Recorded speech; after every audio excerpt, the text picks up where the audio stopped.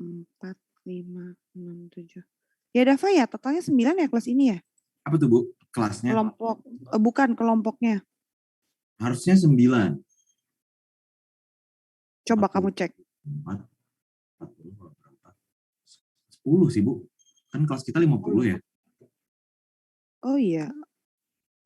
11 bahkan. Ih, serius 10 atau 11 yang... Sebentar Bu, saya cek Bu. 6, 11 Bu, 11. 11, oke. 11. Ya, hari ini kita akan belajar menganalisis perusahaan teman-teman ya. Mohon maaf kalau nanti suara saya agak batuk-batuk sedikit. Tinggal sisa batuk-batuknya ini. Ya. Kelompok 9, tadi ada yang bahas kelas lain, ada yang bahas Google Plus, Shopee, terus ada yang bahas Netflix gitu ya. Coba kita lihat kelas ini nanti bahas apa. Nah setelah itu saya pengen nanti tugas pertama ini kita bawa sampai ke tugas 16 sebenarnya. Bukan dibawa dalam artian gimana ya, tapi lebih ke untuk menganalisa. Jadi kondisi real ketika teman-teman bilang atau saya nanti bilang teori begitu ya, bagaimana menciptakan branding sebuah produk atau STP ya kalau di marketing itu, kalau kamu ambil jurusan administrasi bisnis atau bisnis manajemen misalnya di ITB atau di kampus lain gitu ya, itu panjang belajar marketing itu atau belajar masalah manajemen keuangan gitu. Satu semester sendiri, bahkan bukunya juga banyak begitu. Karena teman-teman ini belajar semuanya dari satu semester, jadi at least sebenarnya nggak cukup ya waktu kita untuk belajar itu.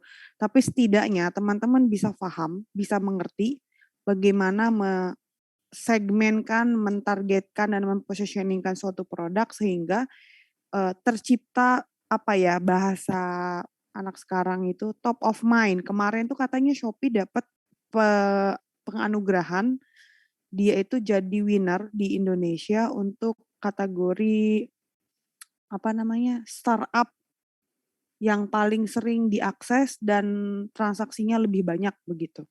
Yang ke satu Shopee, kedua Tokopedia. Padahal kalau kita runut, ibunya tuh sama loh, Alibaba juga. Yang perang di bawahnya mereka berdua, tapi dia punya induk yang sama. Coba deh dicek.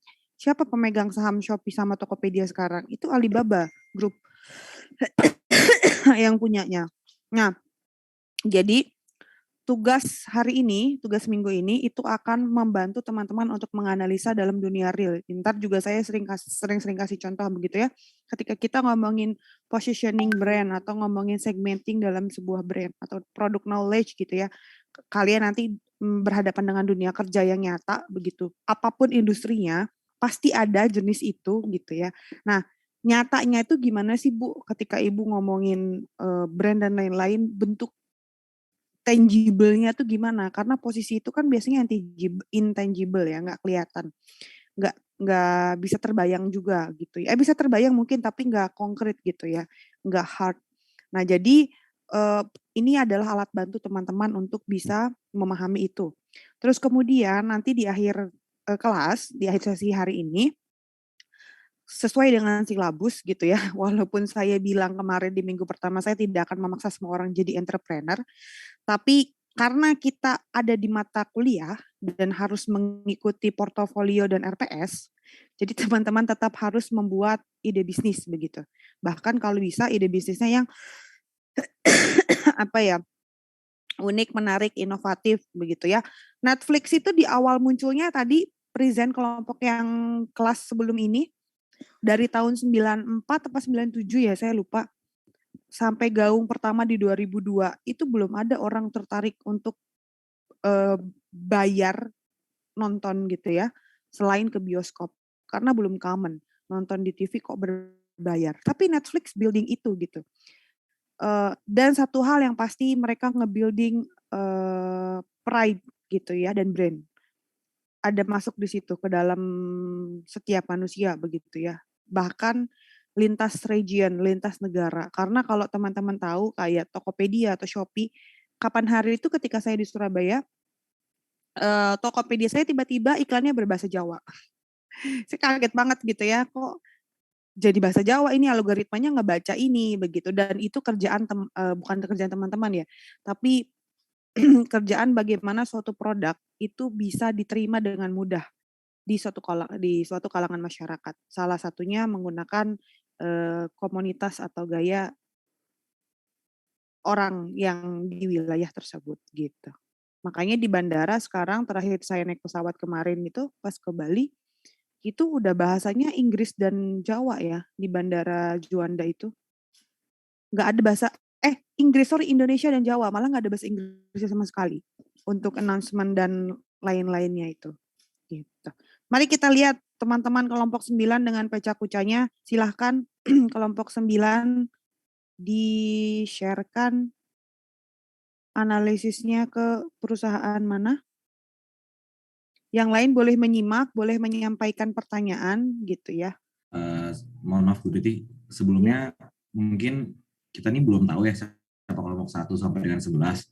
Paling kalau saya punya saran dari list yang sudah ada di grup itu kan ada 11 ya. Diurutin aja 9, itu kelompoknya Hafiz ya di Tokopedia. Kalau diurutin gitu. Tekno sebentar.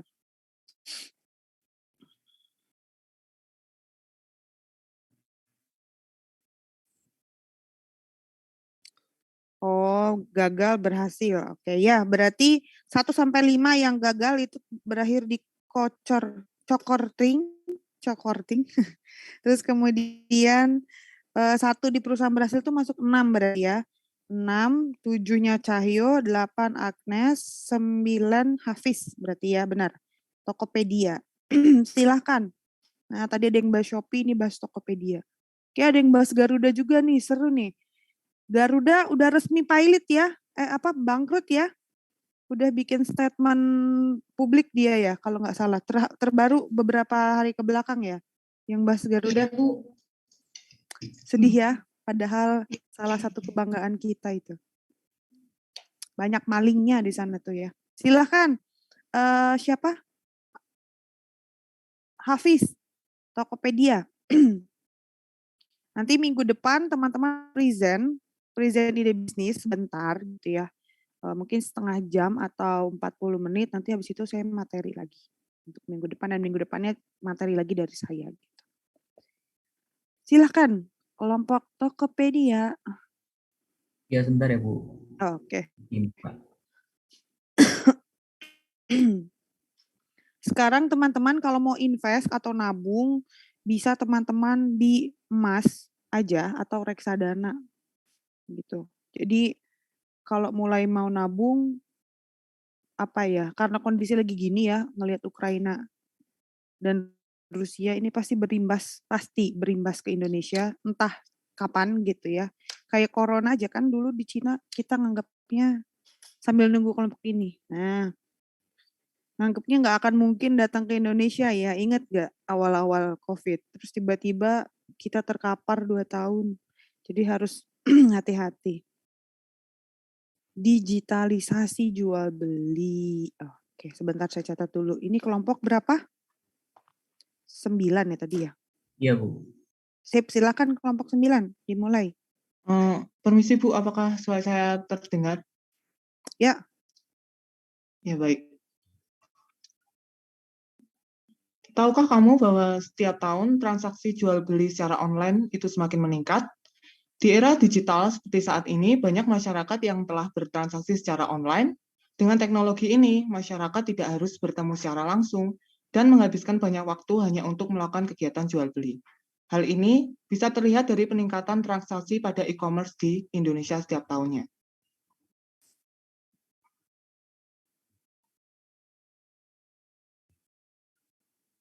Hingga kuartal 2 pada tahun 2021, transaksi e-commerce tumbuh sebesar 63,4%, menjadi 186,7 triliun rupiah. Saat ini, sudah terdapat 8 juta UMKM yang tersambung dalam platform digital ini, di mana untuk keseluruhan tahun diperkirakan akan mencapai 12 juta UMKM. Selain itu, hal ini juga terlihat dari mayoritas e-commerce yang saat ini sudah banyak memakai uang elektronik dalam transaksi pembayarannya. Merujuk data yang dihimpun dari ePrice, Tokopedia mendapatkan visitor web bulanan terbanyak di Indonesia sehingga menguasai tahta e-commerce. Pengunjung web bulanannya mencapai 158,1 juta kunjungan, di mana nilai ini naik 7% dari kuartal sebelumnya. Selain itu, pada CNBC Indonesia Award 2021, Tokopedia memenangkan kategori The Best E-commerce. Oleh karena itu, kami dari Infinitim yang beranggotakan Hafiz Rayhan Gunawan, Salwani Srina Aulia, Rewila Fajar Anugrahini, dan saya Galang Hadi Saputro akan mempresentasikan hasil analisis SWOT keberhasilan Tokopedia dalam jual beli online di Indonesia.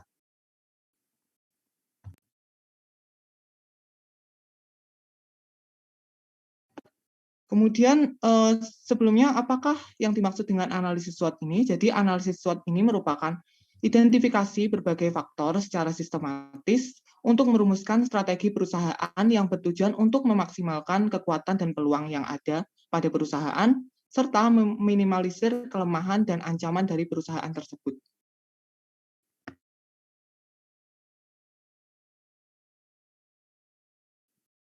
Baik, selanjutnya saya akan menjelaskan tentang strength yang dimiliki oleh Tokopedia. Untuk strength pertama yang dimiliki Tokopedia adalah brand ambassador yang terdiri dari BTS dan Blackpink. Dari brand ambassador ini, 100 juta orang Indonesia mengunjungi platform BTS di setiap bulannya. Next.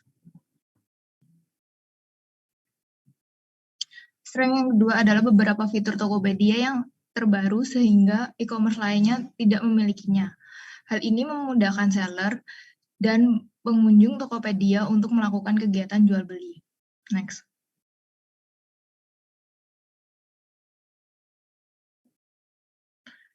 Selanjutnya adalah promo yang menarik mulai dari diskon, cashback, bebas ongkir, promo official store, hingga jaminan pengembalian uang yang dilakukan oleh Tokopedia sehingga pembeli merasa lebih nyaman melakukan jual beli secara online. Next.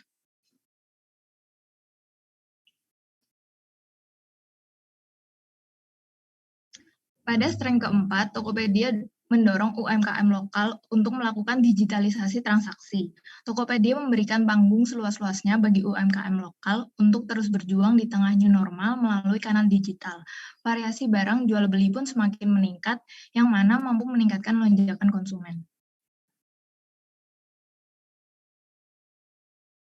Next.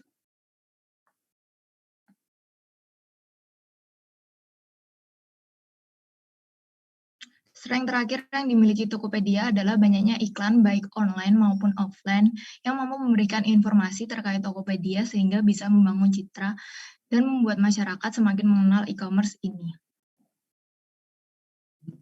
Next.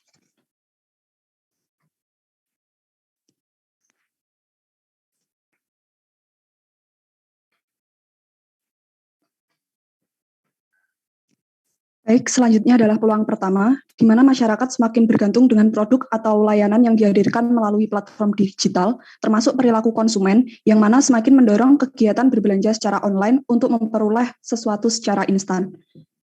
Next. Kemudian untuk peluang yang kedua adalah kurangnya kepercayaan konsumen terhadap e-commerce lain. Yang dimaksud adalah banyaknya kesempatan bagi Tokopedia untuk meyakinkan konsumen dibandingkan dengan e-commerce yang lain. Salah satu caranya yaitu menggunakan brand ambassador. Dengan begitu, kepercayaan konsumen terhadap Tokopedia bisa ditingkatkan.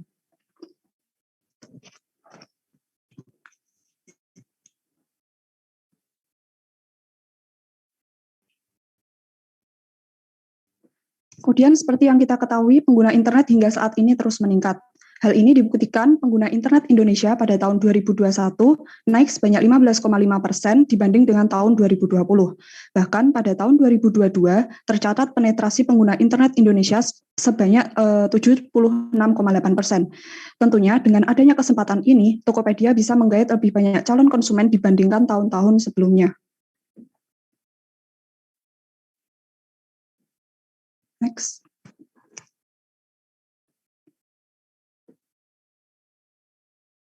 Dan untuk peluang yang keempat adalah kemampuan Tokopedia untuk mempengaruhi masyarakat dengan brand ambassador-nya seperti BTS dan Blackpink. Sebagai ilustrasi, penggemar BTS dari Indonesia mencapai 20% dari seluruh populasi ARMY di dunia. Tidak sampai di situ saja, data menyebutkan bahwa Indonesia berhasil menempati urutan pertama sebagai penyumbang view video Blackpink di YouTube. Hal ini membuktikan ketepatan Tokopedia dalam memilih brand ambassador untuk pengguna di Indonesia. Next. Nah, meskipun Tokopedia memiliki banyak kesempatan, ternyata juga memiliki beberapa kelemahan. Contohnya saja yaitu kejadian peretasan pada tahun 2020, di mana data 15 juta pengguna bocor di dark web dan diperjualbelikan seharga 5.000 dolar Singapura. Peretas tersebut juga mengklaim bahwa ia juga memiliki data akun lainnya dengan total 91 juta akun. Tentunya hal ini mampu mengurangi kepercayaan konsumen terhadap Tokopedia.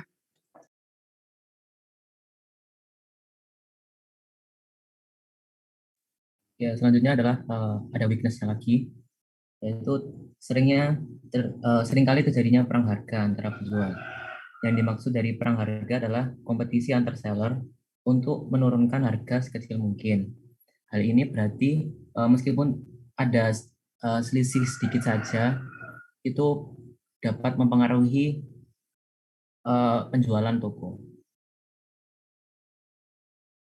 Selanjutnya yaitu kita beralih ke trend yang dimiliki, yaitu trend pertama yaitu banyaknya persaingan kompetisi dengan e-commerce lainnya seperti Shopee, Bukalapak, Lazada, Blibli, Orami dan sebagainya. Dan diperoleh dari data iPrice pada kuartal 2 tahun 2021.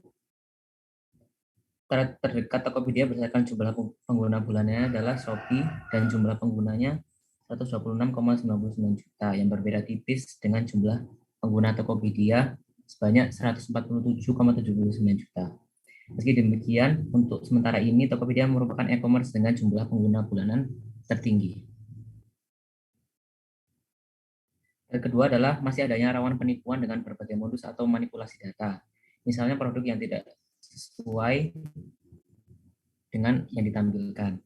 Selain itu juga terjadi pemalsuan data rating produk maupun toko, sehingga seringkali membingungkan sebagai pembeli.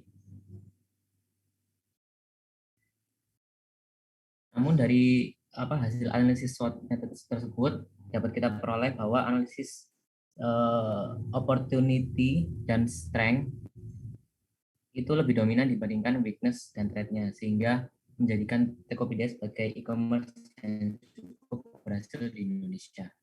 Ini ada slide terakhir, ada quotes dari CEO Tokopedia, "The past is something that we can change, but the future is still in our hands." Sekian dari kami, kurang lebihnya mohon maaf. Jika ada pertanyaan, kami persilahkan. Terima kasih.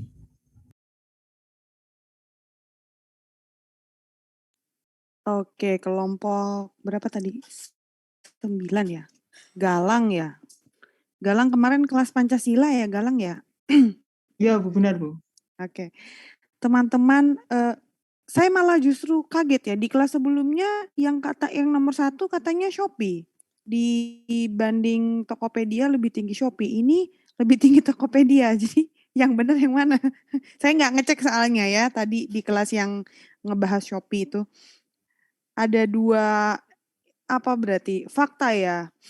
Ini teman-teman yang tertinggi itu untuk visitor bulanan aja atau user secara keseluruhan yang download aplikasi misalnya atau yang melakukan transaksi atau gimana? Izin menjawab, Bu. Untuk Ya, silakan Salwa. Untuk data yang udah kami jelaskan tadi ada itu untuk visitor webnya memang Tokopedia yang paling tinggi, sedangkan aplikasi dan transaksinya Shopee yang paling tinggi. Itu data dari kuartal ketiga 2021. Oke, transaksinya Shopee, tapi untuk visitor web atau aplikasinya Tokopedia gitu. Iya, Bu. Oke. Tanuwijaya itu masuk grup Naga itu teman-teman?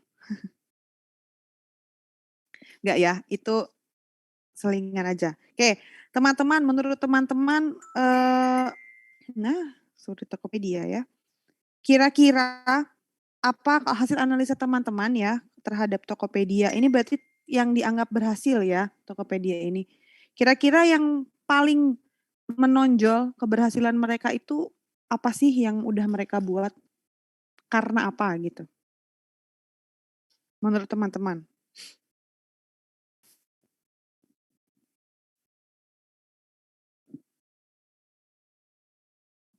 Izin menjawab, Bu. Untuk dari analisis yang kita lakukan itu sebenarnya kalau misalnya dilihat salah satu yang paling mencolok menurut saya itu dia itu berhasil menggait pelanggan dengan kepercayaan. Jadi dia itu yang pertama dia menggait banyak orang itu kan pertama dengan iklan. Nah itu setelah itu dia itu juga berhasil memberikan contohnya misalnya tadi diskon gitu. Jadi istilahnya dia itu bisa benar-benar nge-retain orang-orang customernya gitu bisa. Gimana? Ya, jadi karena apa? Dia berhasil menjaga kepercayaan dari customernya gitu. Berhasil menjaga kepercayaan customer. Itu poin utamanya. Bentuk konkretnya apa? Menjaga kepercayaan itu.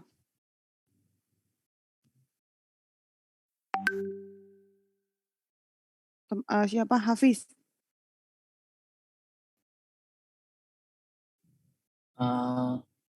Itu sih tadi Bu yang masalah diskon sama dan ambasadornya begitu Bu. Jadi kan kalau misalnya dia diskonnya banyak kan otomatis kan orang-orang kan pada tetap di situlah istilahnya. Oke. Kurang benar sih gitu ya menjaga kepercayaan konsumen. Tapi kalau dengan diskon kurang tepat kayaknya ya. Kalau diskon itu justru untuk menarik orang untuk masuk ke dalam iniannya mereka. Tapi kalau menjaga kepercayaan misalnya dengan adanya customer service atau semacam CS gitu ya 24 jam yang bisa dihubungi ketika misalnya ada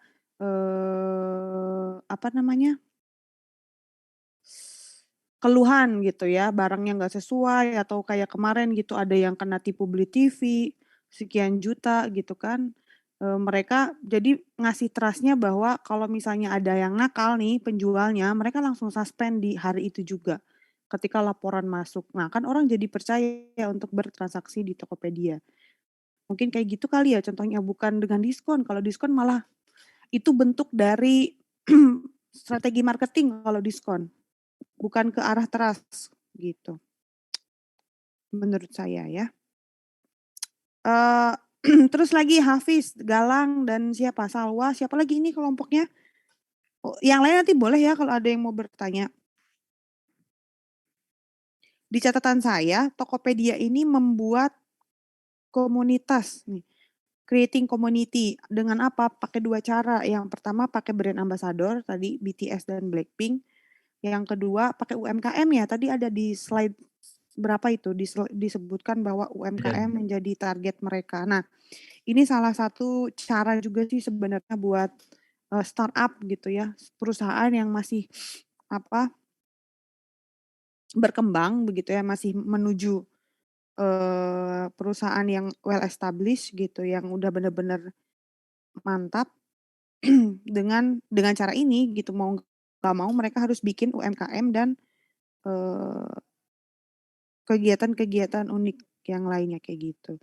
Karena jelas ya kalau sewa Korea, Shopee juga kan siapa Shopee yang disewanya? Inian Koreanya. Itu salah satu juga strategi market karena pasar Korea juga tinggi banget di Indonesia dan hampir semua brand sekarang niruin gayanya Korea begitu ya. Entah itu skincare, entah itu FMCG atau beberapa industri lain gitu yang mulai masuk dari Korea gitu. Termasuk ya ini marketplace ini Shopee dan Tokopedia. Padahal kan itu hanya platform ya. Tapi kenapa orang ketika BTS-nya di Tokopedia karena dia ngefans sama BTS, terus dia mau transaksi dan belanjanya di Tokopedia. Padahal kan sebenarnya nggak ada hubungan kan ya Kan itu cuma platform, cuma aplikasi doang. Oh, mungkin ada yang kalau member BTS dapat bonus lebih ya, teman-teman ya? Saya kurang suka sama BTS sih, biasa aja maksudnya. Jadi nggak tahu apakah ketika teman-teman member BTS terus transaksi di Tokopedia jadi lebih murah misalnya atau lebih diuntungkan gitu ya.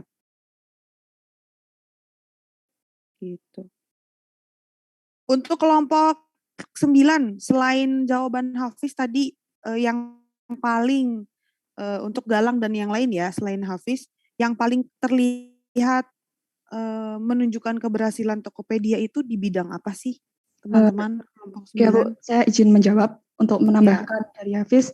Jadi berdasarkan data yang kami peroleh dari beberapa artikel juga, di sini yang membuat Tokopedia itu lebih unggul itu yaitu dari target konsumen dari masing-masing e-commerce. Misal Shopee, Tokopedia itu memiliki target konsumen yang berbeda-beda.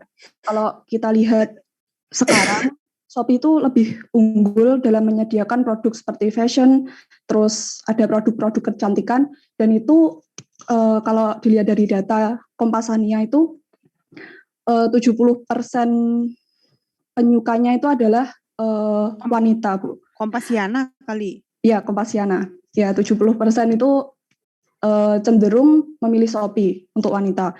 Nah, sedangkan Tokopedia itu dia lebih unggul dalam penjualan seperti gadget, alat berat, ya pokok peralatan seperti elektronik itu, Bu. Mungkin itu yang terlihat mencolok. Oke, diferensiasi produk ya. Jadi untuk produk tertentu Shopee yang diunggulkan, untuk produk yang lain di Tokopedia gitu. Jadi dia fokus ke beberapa produk ya? Iya. Oke. Nah, persepsi ini siapa yang buat? Kalau baca Kompasiana, coba kita analisis ya. Kalau kan sebenarnya web untuk ini ya, sharing ya, untuk apa namanya? Maksudnya bukan web resmi penelitian gitu ya atau riset tentang Shopee dan Tokopedia, iya enggak? Itu kan opini ya, Kompasiana tuh opini kan, opini orang, iya enggak? Iya, Bu. Nah, maksud saya ini dia kita mulai masuk ke yang namanya product knowledge. Itu ada kalau di startup atau di beberapa perusahaan yang berhubungan gitu ya. Kalau di oil and gas saya kurang paham, tapi kalau di FMCG misalnya atau di jasa gitu biasanya ada. Nah, ketika teman-teman punya paradigma Shopee itu lebih ke fashion, terus Tokopedia itu lebih ke alat elektronik, gadget, dan yang laki-laki banget, siapa yang buat itu? Kenapa kemudian Shopee bikin Shopee Man? Cuman beda warna doang, bayangin. Yang Shopee biasa itu orange warnanya, Shopee Man itu dibikin apa Dava? Biru ya atau black?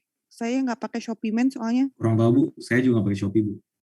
Oh, makanya ada birunya, warnanya lebih men gitu ya, nggak orange. Kalau saya nggak salah, coba deh buka sebentar Shopee Man. Padahal jelas-jelas kalau dari segi platform sama, kan itu marketplace, yang jualan kan bukan dia ya, bukan si Shopee-nya, tapi yang jualan kan saya misalnya jualan sepatu di situ, Dava jualan sendal di situ, iya nggak? Grace jualan elektronik, dan Grace bisa aja punya toko di Tokopedia, elektronik juga, yang ada di Shopee juga. Kenapa kemudian muncul persepsi seperti yang dibilang Rewila? Ini teman-teman berarti keberhasilan apa istilahnya? Positioning ya kalau di STP itu. Dari si orang yang kerja di situ gitu. Sebentar. Oh, udah nggak ada ya Shopee Man ya sekarang ya? Shopee Man. Pernah ada, serius? Iya, saya Oh iya udah fitur dihapus. mention, Bu. ada. Di mananya? Di dalamnya ya? Di deretan voucher dan kawan-kawannya itu, Bu. Oh, dulu tuh beda. Dia Shopee Man ada 2 aplikasinya. Kayaknya sekarang disatuin ya. Di deretan. Oh, jadi kita masuk dulu aplikasinya ya. Oh, Mensel. Ini. Yang Mensel. Bukan, ada namanya Shopee Man. Oh iya, kayaknya mungkin udah disatuin ya. khusus buat katanya buat cowok. Atau misalnya yang paling gampang adalah ketika teman-teman melihat produk kecantikan. Dava nih misalnya ya udah puber, pengen pakai serum-serum yang lucu. Ya kulit laki-laki juga kan perlu dirawat kan gitu. Tapi kan malu laki-laki kalau bilang, "Dav lo pakai apa?" MS Glow. Misalnya gitu ya. Yang lagi banyak viral sekarang katanya ngerusak kulit dan lain-lain. Tapi dia berhasil bikin produk knowledge, bikin produk awareness di masyarakat bahwa itu maskulin kok, kamu bisa tetap maskulin walaupun pakai serum gitu. Dengan apa? Bentuk tampilannya ya. Terus kemudian mana ya di sini nggak ada sih. Oh ini nih. Nah misalnya kayak gini, ini kan terlalu girly banget, terlalu cewek kalau serumnya bentuknya kayak gini. Jadi dibuatlah misalnya yang lebih laki gitu, terus dicitrakan untuk laki-laki. Padahal bedanya apa? Ketika saya lihat tulisannya di komposisi ya cuma ditambahin korkol misalnya untuk laki-laki gitu ya karena lebih berkeringat dan lain-lain. Tapi itu pun nggak beda jauh gitu loh sama yang perempuan sebenarnya komposisinya gitu. Gitu jadi catatan saya teman-teman untuk Tokopedia ini dia mirip sama Shopee sebenarnya ya, karena induknya satu di Alibaba Group itu sama-sama mencoba membuat community dan menciptakan ekosistem. Itu notes-nya teman-teman, kelompok 9. Mereka lagi membuat itu dan secara bahkan ya, kalau sampai di top of mind-nya itu Shopee menang, Tokopedia kedua, artinya dua platform ini sudah masuk ke dalam alam bawah sadar setiap masyarakat Indonesia terutama. Apalagi ketika valuasi dia besar di Asia Tenggara dan itu di Indonesia. Bayangkan, berapa menit sekali kalian deh, habis dari sini, habis kelas ini, tutup laptopnya, buka TV 10 menit aja. Coba lihat, berapa kali iklan Shopee muncul atau iklan Tokopedia muncul. Sebegitu rapetnya iklan Tokopedia dan Shopee di TV nasional, sehingga kalau kamu lagi ngelamun, kadang tiba-tiba tangannya tuh, kok pernah nggak kalian nggak sadar tiba-tiba lo kok mencet Tokopedia gitu, padahal nggak mau beli apa-apa tadinya gitu. Nah itu udah masuk ke alam bawah sadar, itu berarti berhasil. Cara dia memproses produk awareness-nya mereka, brandnya tuh berhasil berarti. Sampai kamu bilang beli Aqua, bukan beli air mineral, yaitu Aqua bukti berhasilnya mereka menanamkan produk knowledge-nya mereka di dalam brain setiap orang. Makanya kalau ngomongin produk knowledge gitu ya, terus kalau ngomongin marketing itu prosesnya panjang. Karena menghasilkan hasil yang panjang juga. Orang tuh dari 5 tahun sampai tahun ini, 5 tahun yang lalu misalnya ya, sampai tahun ini, tetap bilang beli Aqua, nggak jadi bilang beli le mineral. Walaupun yang dibilang yang dibeli le mineral kan. Itu jadi hasilnya lebih panjang. Oke, coba sekarang kita lanjut dulu ya sebelum saya memberi catatan lain biar teman-teman punya perbandingan. Ntar ada di materi juga sih sebenarnya. Coba kita lihat 11 itu 05.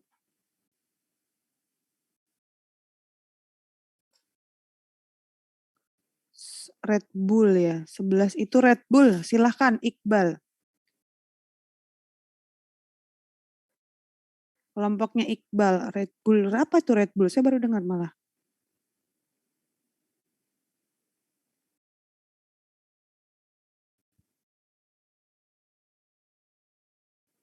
Red Bull itu minuman berenergi, Bu.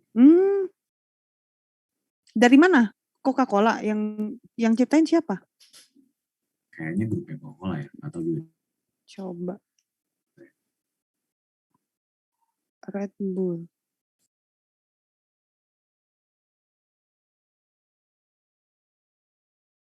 Oh ini ya, Krating Beng ya? Logonya. Beda deh kayaknya, Bu. Oh beda. Beda deh. Krating Beng bukannya lokal ya? Nggak tahu juga sih. Nggak tahu, itu saya gara-gara lihat banteng beradu aja, lihat logo ininya. Austrian Company Red Bull dari Austria. Sama Dava, coba lihat. Coba buka Krating Deng, logonya sama-sama banteng 2. Mungkin, ya mungkin sama. Mungkin yang Ini banteng yang satu Red Bull, satu lagi Krating Deng, mereka beradu. iya kali ya. Ya silahkan, daripada kita mempermasalahkan Red Bull itu Krating Deng atau bukan, coba. Nih, saya barusan browsing Red Bull.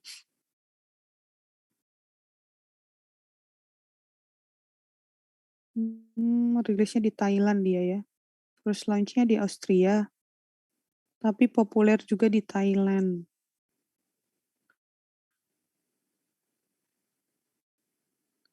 Mana kelompok 11?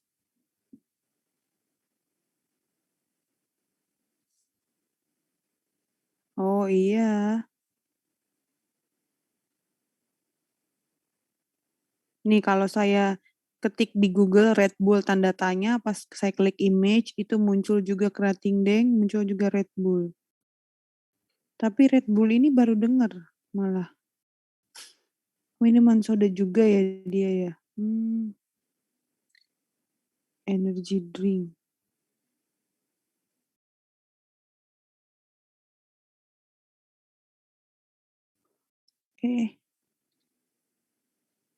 Wih, mahal banget 197.000 satu kalengnya. Sorry, saya salah lihat. 19.700. Tadi kelihatan nolnya lebih banyak 1. Mana ini Red Bull? Kok nggak muncul? Siapa? Kelompok 11. Tok, tok, tok.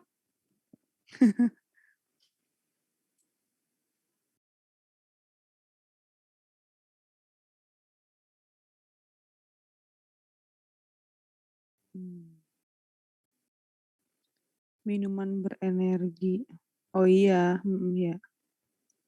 Kenapa kalau minuman gini identiknya sama cowok-cowok yang pembalap gitu ya, petinju iklannya tuh. Ya kan? Padahal kan adrenalin, Bu. supir truk juga butuh padahal ya. Kenapa nggak dijadiin brand ambassador ya? Oh iya bener juga.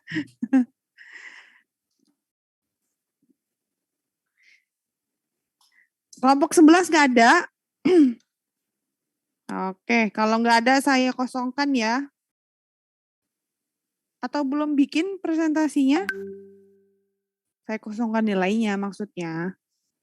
Iqbal, mana Iqbal?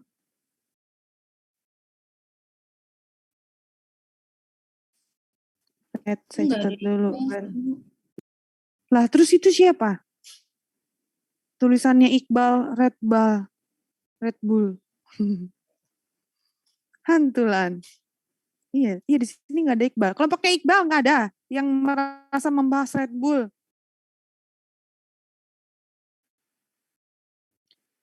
Kalau di WA kontaknya namanya Faisal. Faisal? Kelompok berapa Faisal? Sorry, ini 6 kan udah ya. Faisal kelompok berapa? Kelompok 11, Bu. Yang ngirim Faisal namanya, Bu. Oh, Koni, kamu kelompok 11 juga? Enggak, Ibu. Kok tahu Faisal dari mana? Itu saya lihat di WA barusan, Bu. Yang ngirim terakhir itu kan kelompok 11. Terus namanya yang ngirim itu Faisal, Ibu. Oh, begitu sayang. Yang ngirimnya di mana? Soalnya saya tidak menemukan di sini di WA. Kayaknya WA yang lain ya? WA yang kalian aja. Di grup, Ibu. Emang kayaknya nggak masuk di kelompoknya. Kalau di WA yang ini, Iqbal, apa yang... Oh, kamu ngelihat namanya ya? Faisal. Tadi kelompok 6 belum maju, Bu. Kan 12. Sebentar. Kan 11. Kelompok 6 belum maju. Kelompok 6 tuh gara-gara Red Bull. Ya, kelompok 6. Sorry itu kan jadi 2 kali. Kelompok 6 itu berhasil lagi ya. Harusnya 1 gagal. Entar terakhir deh. Yang terakhir 1, 2, 3, 4, 5. yang terakhir ini tak hapus untuk yang ketiga. Silahkan Nicholas, Ridwan William Matthew, sama Edward Divander, Nike. Baik Bu, dipersiapkan dulu ya Bu. Oke. Ini Red Bull ini emang goib yang nggak ada ya anggotanya ya? Apa gimana?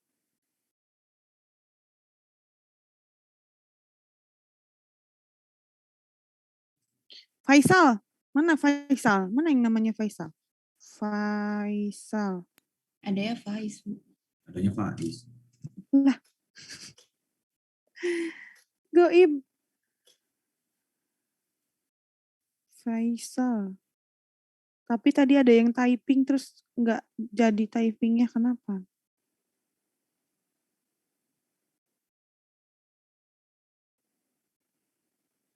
Oh iya, sambil nunggu ini, teman-teman, saya udah pernah bilang ya tentang magang. Udah belum?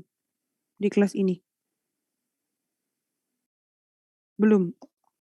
Nah, Belum, jadi waktu, kayaknya sebelum saya sakit kemarin deh, sebelum minggu kemarin, tepatnya agak lupa kapan. Saya baca satu postingan gitu di LinkedIn, dan semoga ini bermanfaat untuk teman-teman ya. Jadi ada salah satu HR, dia posting bahwa ternyata arah pergerakan HR nyari recruiter, nyari pelamar gitu ya. Sekarang lebih mempertimbangkan ke yang pernah magang.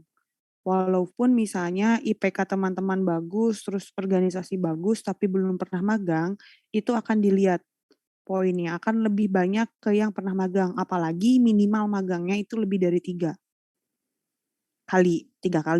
tempat magang maksudnya. Gitu. Jadi saran saya, mumpung masih ada 1 semester nih, kalau mau magang, nggak usah lama-lama 3 bulan aja di satu tempat, saya gitu. Karena ternyata itu yang sekarang dilihat dan arahnya ke situ. Karena HR ya atau HRD itu mempertimbangkan banget kalau kamu udah pernah magang, artinya kamu udah tahu hegemoni bekerja itu gimana, apalagi di perusahaan gitu. Apalagi kamu misalnya berhasil magang di Telkom misalnya, atau di Pertamina, atau di mana, di Shopee misalnya. Ngapain aja, apa yang kamu kerjakan gitu. Itu terlihat di situ. Pernah lihat kan CV viral banget kemarin di LinkedIn sama di TikTok ya, kalau saya nggak salah, ada CV anak orang Indonesia, perempuan, yang berhasil magang di Apple. Udah lihat? Bagus banget ya CV-nya. Dia memang detail menulis apa yang dia suka dan apa yang dia lakukan gitu ya, selama proses dia kuliah sampai dia ngambil intern, ngambil magang, dan juga ngebantu dosen di bidang apa tuh dia tulis. Itu bagus banget tuh buat ditiru, pola pembuatan CV seperti itu. Jadi lebih bergerak ke what do you do gitu, apa yang teman-teman lakukan dan pernah lakukan. Itu yang ternyata menjual. Silahkan. Siapa? Kelompok ya Bu, 6. baik, izin saya screen ya Bu. Yo, Ivander. Baik, selamat sore Bu Deti dan teman-teman semuanya. Berikut merupakan anggota kelompok kami, dan juga kami menyatakan presentasi dengan metode pecah-pecah dari kelompok kami tentang salah satu perusahaan olahraga terbesar saat ini di dunia. Ini merupakan alasan saya berani menyebut Nike adalah brand olahraga terbesar di dunia saat ini. Dari tren pasar yang bisa dilihat pada layar ini, perbandingannya dengan brand-brand saingannya, dari Puma, Adidas, Under Armour, yang dijumlahkan bahkan tidak bisa menyentuh setengah dari penjualan brand Nike pada tahun 2020. Namun, sebelum membahas mengapa Nike bisa superior itu, di sini saya ingin menjelaskan terlebih dahulu bagaimana Nike dibentuk. Nike digagasi oleh seorang pria asal Oregon bernama Phil Knight. Phil Knight ini setelah lulus dari University of Oregon pada 1964, ada sebuah pertanyaan yang muncul di otaknya. Bisakah sepatu olahraga keluaran Jepang mengalahkan sepatu olahraga keluaran Jerman seperti layaknya yang dilakukan kamera keluaran Jepang terhadap kamera keluaran Jerman? Mari kita telusuri dulu ada apa di Jepang. bisa dilihat pada slide ini, singkat ceritanya, Jepang dalam hal kamera berhasil mengalahkan Jerman karena mereka berhasil mengeluarkan produk yang mempunyai kualitas bagus dengan harga yang murah. Akhirnya setelah 1 tahun menunggu produk dari Jepang ini, akhirnya Phil Knight mendapatkan 2 pasang sepatu keluaran Onitsuka Tiger yang dikirim langsung ke Oregon. 2 pasang sepatu ini diberikan Phil Knight langsung kepada Bill Bowerman, seorang pelatih atletik di kampus dia sebelumnya, dengan harapan bisa mendapatkan promosi agar produknya bisa terjual laku. Tapi tanpa terduga, malah Bill Bowerman mengajukan kerjasama dengan Phil Knight. Bill Bowerman memberikan desain-desain baru kepada Phil Knight dan akhirnya terbentuk Blue Ribbon Sport. Blue Ribbon Sport ini merupakan cikal bakal berdirinya Nike. Gambar-gambar laki di bawah itu adalah Steve Prefontaine. Dia merupakan salah satu bintang besar di cabang olahraga lari di Oregon pada saat itu. Dia adalah salah satu sosok yang berjasa dalam mempromosikan Nike dengan menggunakan sepatu keluaran Nike pada saat ia sedang berlomba. Seiring berjalannya waktu, orang-orang sadar kalau pelari tercepat, ya maksudnya si Prefontaine itu sudah tidak lagi memakai sepatu keluaran Adidas, tapi menggunakan brand lokal, yaitu Nike. Next. Sadar bahwa Adidas saat itu adalah penguasa industri sepatu, Phil Knight dan timnya memikirkan bagaimana strategi marketing yang tepat agar nama Nike cepat dikenal oleh masyarakat. Strategi Adidas ialah dengan menggandeng organisasi besar seperti FIFA dan IOC, dan di sana Adidas berperan sebagai official partner dari berbagai kegiatan yang diselenggarakan oleh FIFA dan IOC. Sementara itu, Nike lebih mendekatkan diri dengan atlet. Hal ini merupakan langkah cerdas dari Nike sebab di awal berdirinya suatu perusahaan, tentu saja Nike tidak memiliki kekuatan finansial yang cukup untuk bersaing dengan Adidas dalam rangka bekerja sama dengan organisasi besar. Jadi, Nike lebih memilih untuk berinvestasi pada individual dalam skala masif daripada dengan instansi. Next. Sesuai dengan strategi perusahaan yang menggunakan pendekatan secara langsung kepada atlet, Nike kala itu berlandaskan prinsip dari atlet untuk atlet.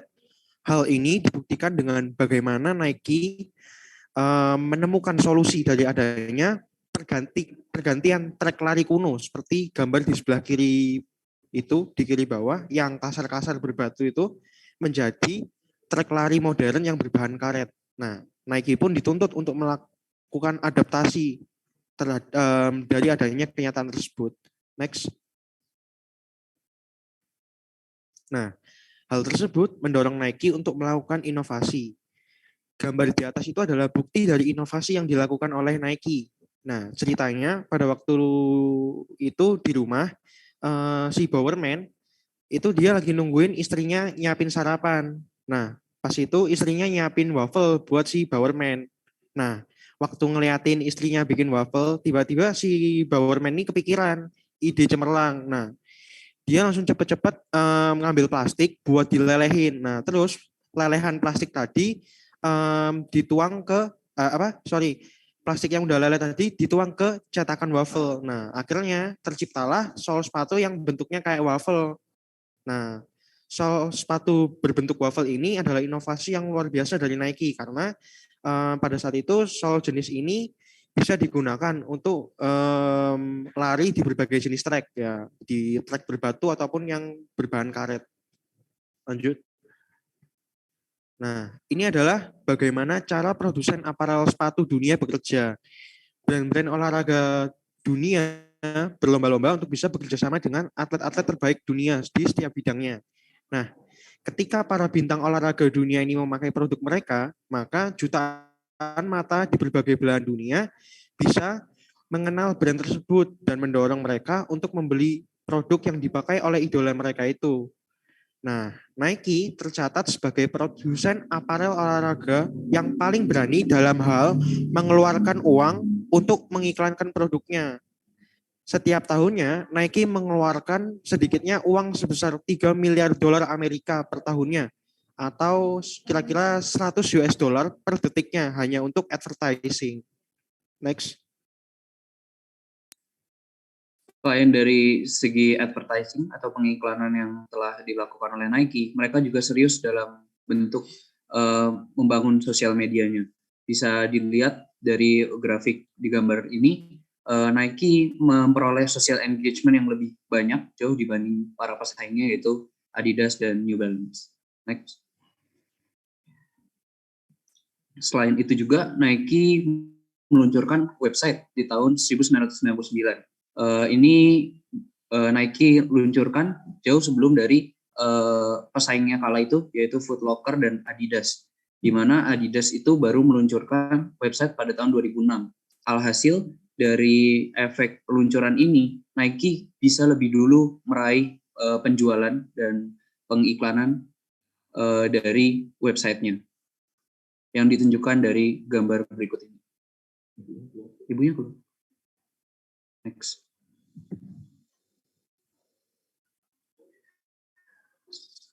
Selain dari segi pengiklanan website, Nike juga selalu beradaptasi melalui kondisi kebutuhan dari konsumennya, di mana mereka ini membagi produknya menjadi berbagai bidang dengan kebutuhan, dengan disesuaikan dengan kebutuhan pasar. Pengelompokan ini bisa dilihat dari gambar yang tertampil di sini. Dia berubah dari yang pertama footwear, apparel, dan equipment menjadi fokusannya terhadap bidang-bidang olahraga, dan selanjutnya kembali berlanjut menjadi fokus terhadap gender. Ini dilakukan Nike karena terjadi berbagai perubahan kebutuhan dalam setiap perkembangan pasarnya. Next. Selain adaptasi dengan kondisi pasar atau kebutuhan pasar, Nike juga beradaptasi di masa pandemi ini, di mana masa pandemi ini membuat banyak pendapatan perusahaan-perusahaan itu menjadi menurun. Maka dari itu Nike banyak melepas beberapa brand ambasadornya, terutama di bidang sepak bola, di mana mereka mulai berpikir-pikir untuk membayar brand ambasador yang bisa dibilang memiliki biaya mahal dan digantikan dengan brand ambassador yang lain. Next. Pemikiran ini terkait dengan adanya contohnya, yaitu adalah atlet bola yang memiliki pamor atau nama yang besar, namun sudah bisa dibilang usianya tidak muda lagi. Dan di sisi lain ada pemain bola yang karirnya sebanding dengan pemain yang sama, namun memiliki harga yang lebih murah dan usia yang lebih muda juga. Ini menjadi sebuah potensi bagi Nike untuk merubah dan menghemat budgetnya yang keluar pada masa pandemi.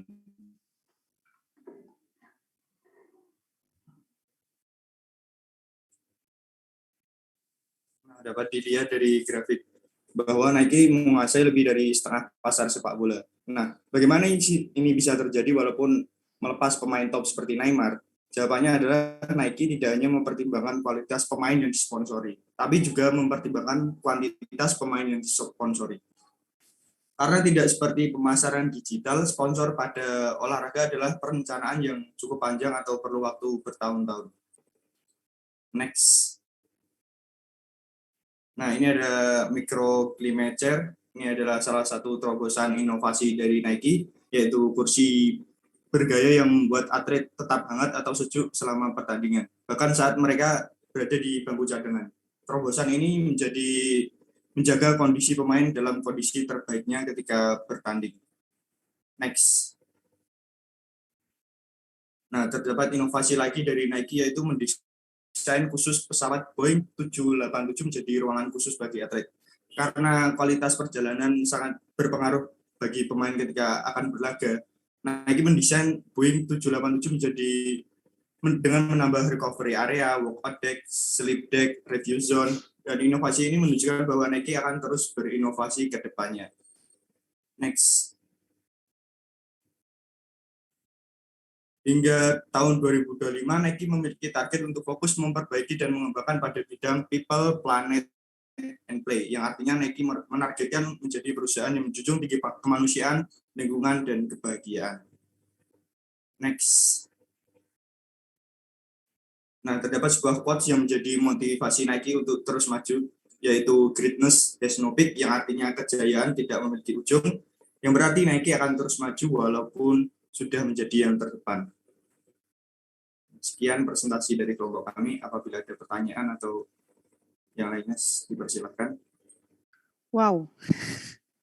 Sorry, saya harus off cam karena kalau on cam nanti terlempar lagi tadi ya. Sempat tidak mendengarkan yang bagian iklan ya. Advertising-nya Nike.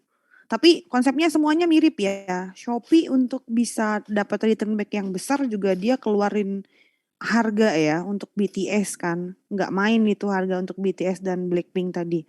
Terus termasuk Nike, bagaimana dia bisa dipercaya di awal untuk bisa membangun brand ke atlet-atlet internasional, apalagi ya tadi ada FIFA sama apa satu lagi? IOC Bu. IOC, nah itu menjadi turning point-nya mereka di depan begitu. Padahal dulu sebelumnya udah ada Adidas kan ya teman-teman, pesaing beratnya dia lah istilahnya. Terus kemudian apa ya? Oh, ini deh saya mau tanya ini. Kalau Nike, apakah kemudian dia melihat apa istilahnya? Bentuk kaki atau pola aktivitas dan pola pergerakan orang di setiap negara atau gimana? Misal Nike di Eropa gitu ya, dengan Nike di wilayah Asia Tenggara, apakah desain sepatunya itu sama, pola desainnya, atau dia ngikutin negara tertentu sehingga bisa sampai sekeren ini gitu ya. Nilai valuasinya luar biasa tadi ya, nggak nyampe setengahnya Adidas dan siapa tadi satu lagi? Puma, Bu. Ya, Puma. Teman-teman apa menganalisis itu? Maaf Bu, ini dari segi bidang olahraganya apa gimana? Dari sepatunya. Apa ini kan sepatu kan ya, Nike itu sepatu kan? Iya betul. Kalau dari sepatu itu, kalau misalkan ukuran dari ukuran sepatu gitu, dia ada acuannya gitu Bu. Misalnya di Eropa dia ukuran berapa, di Asia ukuran berapa gitu. Jadi dia memang, tapi produknya itu universal dipakai buat ya. Tapi memang ada acuan-acuannya, nomornya beda-beda gitu. Oke, berarti cuma nomor doang ya? Iya, kalau dari kualitas dan itunya sama Bu. Apa yang ditaruh di Eropa sama yang di sini. Oke. Walaupun yang di sini juga dibuatnya di sini sebenarnya ya, di Indonesia ya. Ya betul Bu, ada manufakturnya. Banyak di Jawa Barat itu banyak pabriknya Nike. Ada beberapa pabrik yang saya pernah lihat langsung gitu ya, pabrik Nike, ada logo Nike-nya gitu. Oke. Pertanyaan untuk kelompok ini tadi ya, berarti sama, berarti dia nggak ngelihat ini, nggak ngelihat apa namanya, manusianya begitu ya, karena sepatu, cuma nomornya aja mungkin yang agak beda. Sebentar. Oh ya, Nike punya community nggak? Siapa? William ya? Atau Nicholas? Edward? Siapapun bebas. Community gimana ya Bu? Misalnya punya komunitas yang untuk orang-orang yang suka Nike gitu. Atau orang-orang yang mengkoleksi Nike, ada nggak sih? Building ya, itu. Bu. Ya silakan. Kalau biasanya sih, kalau kayak sepatu-sepatu gitu kan ya model-model anak-anak yang ngikutin tren gitu Bu. Kayak kan istilahnya hypebeast gitu lah Bu istilahnya Bu. Jadi kayak yang suka basket gitu, ngoleksi sepatu-sepatu basketnya Nike kan banyak. Nike kerjasama sama kayak bintang-bintang basket gitu, contohnya kayak Jordan gitu.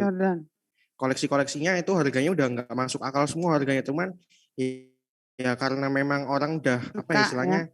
Udah suka banget gitu ya, maksudnya mau seberapa pun harganya, kalau memang dia suka gitu ya ngikutin terus Bu, nggak ngeliat harga lagi gitu. Orang beli bukan pertimbangan harga, ngikutin memang tren gitu Bu. Fanatisme ya, udah masuk fanatisme. ke fanatisme. Betul, Bu. Oke, kayak BTS ya. Betul. Kan itu nggak masuk akal menurut Nicholas. Menurut yang suka mah masuk akal. Sama kayak BTS ya kan? Iya, Bu. Nggak masuk akal menurut kita, menurut yang suka mah masuk akal. Bekas McD-nya aja difigurain kok. Hal yang belum pernah dilakukan kan. Nah, itulah ketika suatu produk sudah berhasil masuk ke dalam ranah ingatan konsumen dan ada membentuk itu akhirnya. Oke. Ada pertanyaan sebelumnya untuk kelompok ini?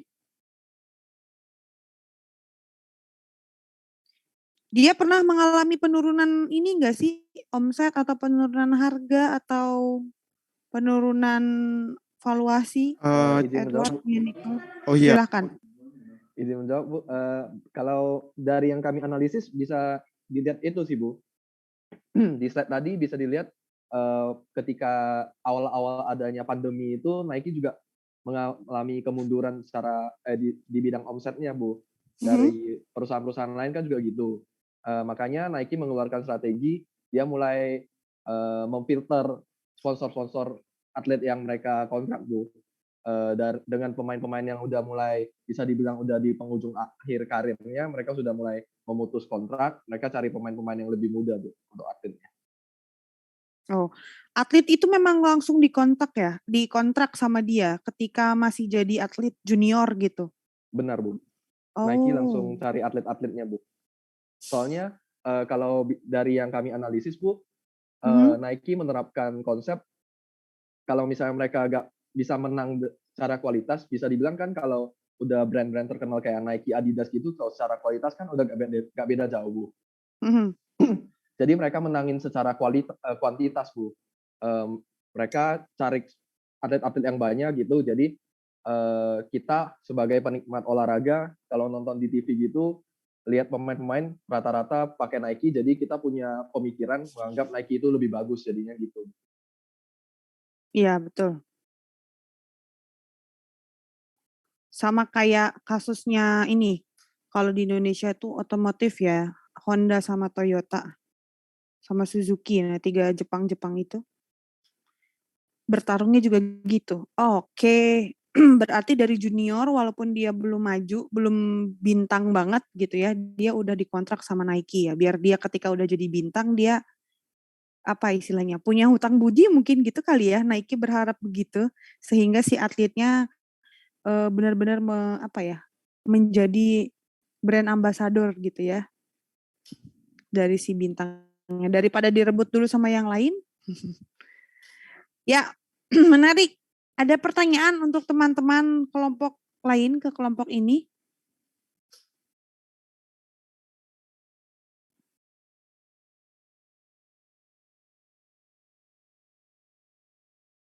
Oke, dan satu hal yang perlu dicatat jadi red notes adalah bahwa Nike itu selalu berinovasi, teman-teman. Itu yang nggak semua perusahaan besar punya. Gitu. Tadi ya, ada bahasan itu juga. Kalau kita lihat kelompok yang gagal itu, bentar. Ada yang bahas Nokia ya, itu salah satu perusahaan yang jumawa.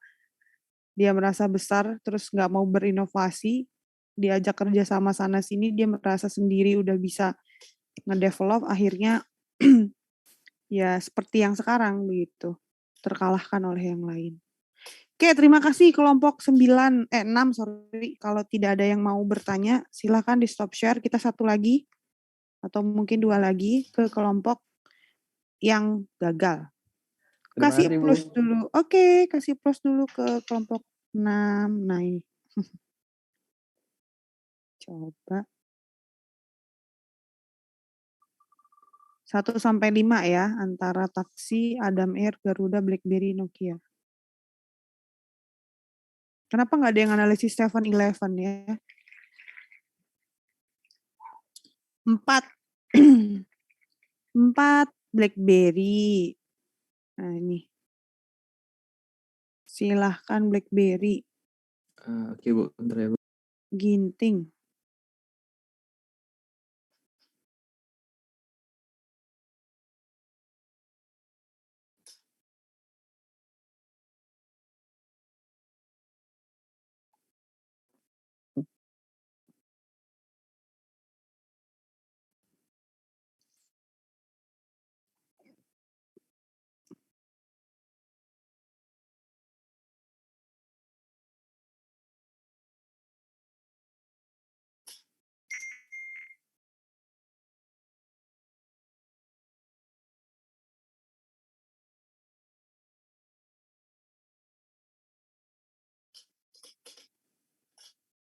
Gagas. Abelovsky. Oh, unik banget namanya Abelovsky. Oke, baik. Sebelumnya selamat sore untuk Ibu dan teman-teman semua. Kami dari kelompok Gagah, kami dari kelompok 4 akan melakukan analisis SWOT kegagalan BlackBerry. Di sini ada Rahmat Agung, ada Gagas Malik, dan Harvey Mulyono, dan saya sendiri Agus Ginting. Sebelumnya apakah selesai terdengar dan jelas? Ya, silahkan. Baik. Oke, yang pertama kita akan menuliskan tentang apa itu BlackBerry. Jadi BlackBerry ini adalah perusahaan yang namanya pertama RIM atau Research in Motion. Jadi dia meluncurkan satu produk yaitu BlackBerry, di mana saat dulu ini sangat terkenal. Yang paling terkenal adalah BlackBerry Bold 9000 dan BlackBerry Gemini.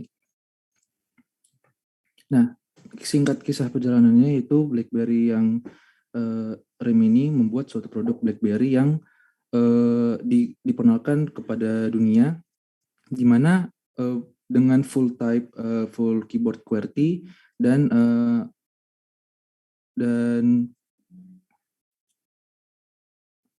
fitur yang seperti BBM yang sangat disukai oleh banyak orang, tetapi karena kurangnya berinovasi maka sahamnya dan tidak dibeli lagi oleh perusahaan-perusahaan oleh orang-orang. Oke, mungkin langsung ke Gagas. Selanjutnya strength yang pertama yaitu aplikasi BlackBerry Messenger yang user friendly dan gratis sama user BlackBerry. Pada zamannya BlackBerry Messenger dinilai cukup inovatif karena terdapat beberapa fitur yang masih jarang ada di aplikasi lainnya. Di antaranya fitur read, di mana kita dapat mengetahui bahwasannya lawan texting kita sudah membaca pesan dari kita. Yang kedua ada fitur ping, dan yang terakhir ada personal message pada kontak profile yang bisa bertujuan untuk mungkin PDKT atau status galau. Next. Strength yang kedua yaitu aplikasi BBM yang menimbulkan kesan eksklusif bagi user. Hal ini dikarenakan pada saat itu aplikasi BlackBerry Messenger hanya dapat diakses oleh sesama pengguna handphone BlackBerry saja.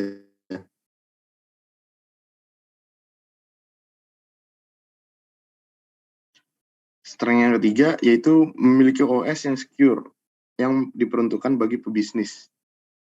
Didapatkan dari detik.com bahwasannya OS dari BlackBerry Messenger merupakan OS dengan tingkat keamanan tertinggi dibandingkan kompetitor lainnya seperti iOS, Android, dan juga Windows Phone.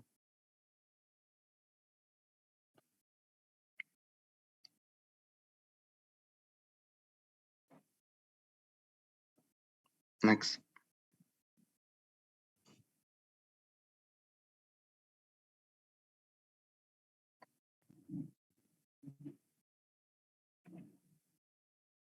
Halo, ini nggak ngeganti sendiri ya?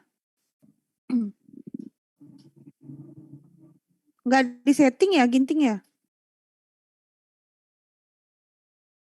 Ya, halo Bu. Strength yang terakhir, terdapat seri dengan harga yang cukup terjangkau sehingga dapat dimiliki oleh berbagai kalangan. Didapatkan dari website IDN Times, bahwasannya series Gemini pada BlackBerry di tahun 2008 merupakan series dengan penjualan terbanyak.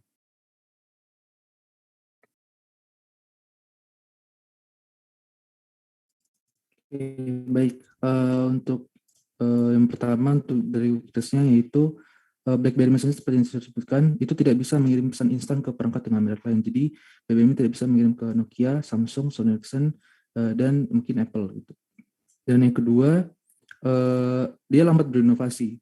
Di mana tahun 2007 Apple sudah mengeluarkan produk dengan touchscreen dan BlackBerry masih menggunakan full keyboard QWERTY. Yang ketiga yaitu toko aplikasi yang membuat lebih baik aplikasi seperti Blade pada gambar kanan itu ada tampilan dari Google Play Store pada zamannya masih old, dan juga di sebelah kiri ada gambar untuk toko aplikasi di BlackBerry World. Terlihat lebih banyak aplikasi dan lebih intuitif yang dari Android. Oke, Yang keempat itu mengesampingkan HP dan terlalu fokus pada tablet. Jadi Playbook itu tablet, tapi fokuskan pada itu. Jadi pada segmen HP dikurangi dan jadinya kurang berinovasi di segmen HP.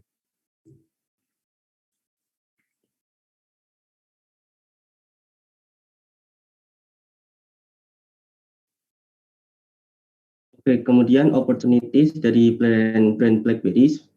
Produk pertama BlackBerry itu adalah BlackBerry 850, di mana perangkat tersebut mendapat respon yang positif di pasar Kanada dan Amerika. Kemudian sejak saat itu popularitas perangkat BlackBerry semakin berkembang dan menyebar ke seluruh dunia seperti Eropa dan Asia Pasifik. Next.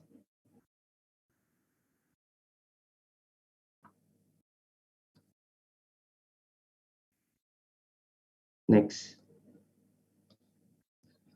Kemudian yang kedua itu pengguna dan antusiasme BlackBerry yang tinggi di berbagai negara. Banyak kalangan pejabat dan artis yang turut serta meramaikan pasar ponsel BlackBerry. Setelah berhasil di pasar Amerika, permintaan perangkat BlackBerry pun datang dari berbagai negara, salah satunya negara Asia Pasifik. Perangkat BlackBerry pertama kali diperkenalkan di Indonesia pada Desember 2004 dan cepat disukai oleh semua kalangan.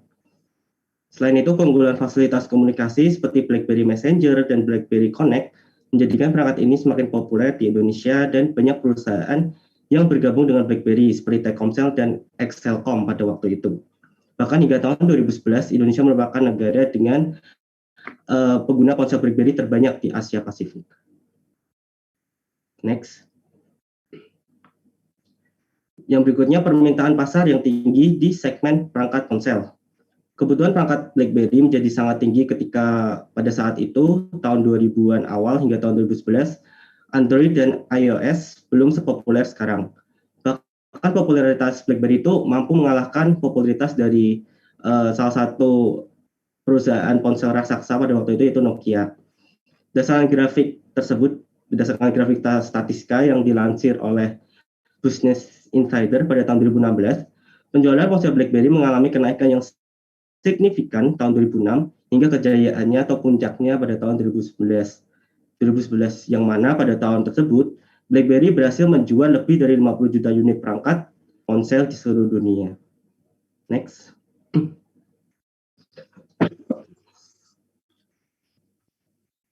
Selain itu, BlackBerry merupakan perangkat yang mutakhir dan bernilai eksklusif pada masanya.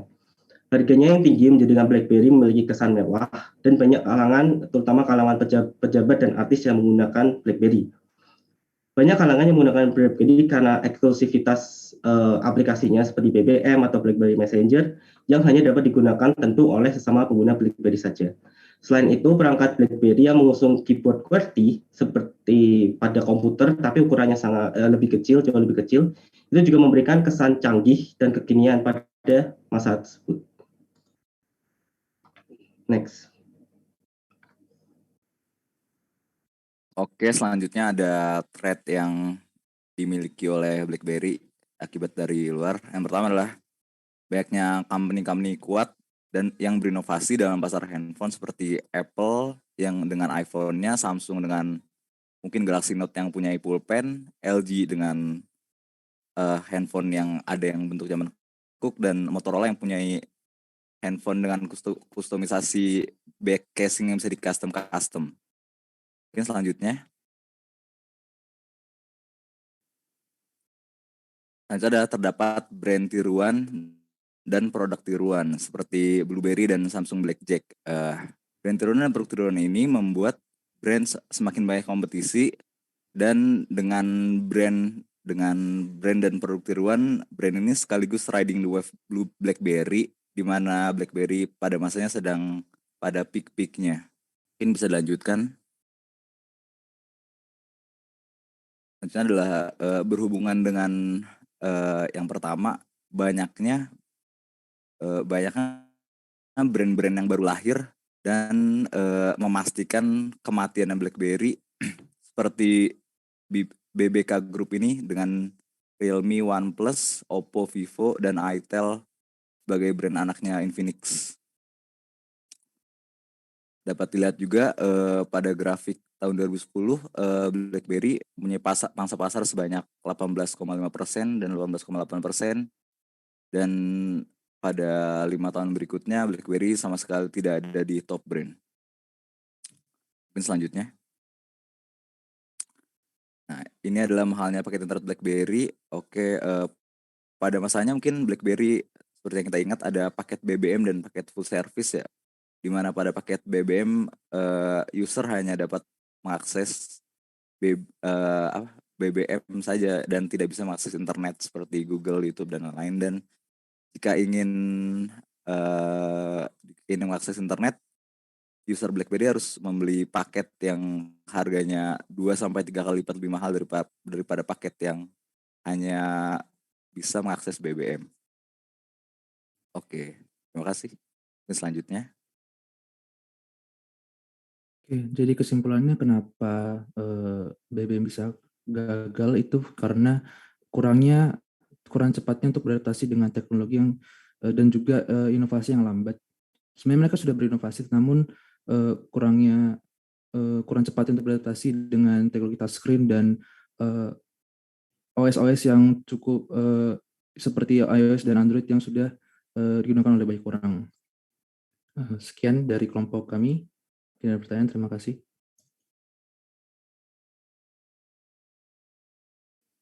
Oke.